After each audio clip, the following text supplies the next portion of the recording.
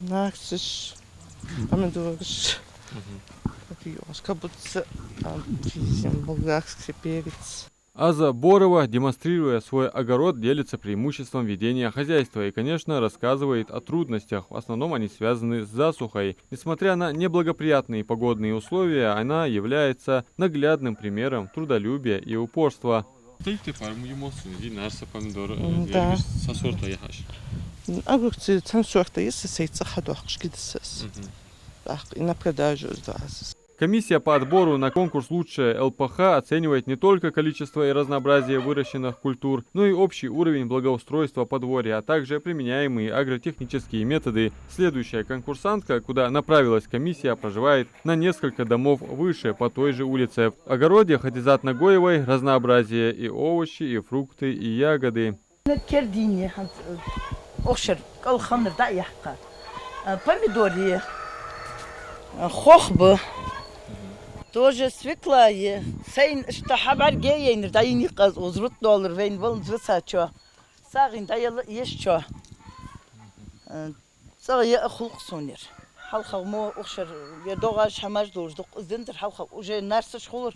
Выращенные овощи, фрукты и ягоды кормят не только ее семью, часть отправляется на соление, варенье и компоты, другой угощают родных и соседей. Инициированный главой Ингушетии Махмудом Али Калиматовым конкурс на лучшее личное подсобное хозяйство оправдал свою цель – пробудить интерес у жителей региона к ведению своих садов и хозяйств, что подмечает и сама Хадизат. В конкурсе участвуйте, может, где Сундак дехат нагасана сей этубен сей казик хамхули может қадуқ хамди док отти бучхо хам киса дахч казик пейд бедок му отти хадуқ қахика магар саудуал аздақса.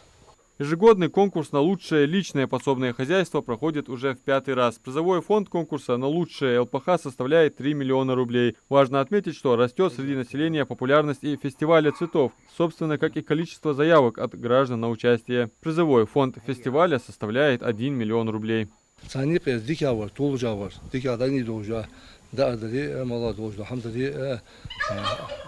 Личное подсобное хозяйство, сад огородили, муладили. Дикая кости, белгуляк, что один доктор в районе Дании, в районе из сельского поселения ходить в районе. Так из них один из 9 сельских поселений Алюхте, Ольмешки, Халкачат, вот обследовать около 10 адресов.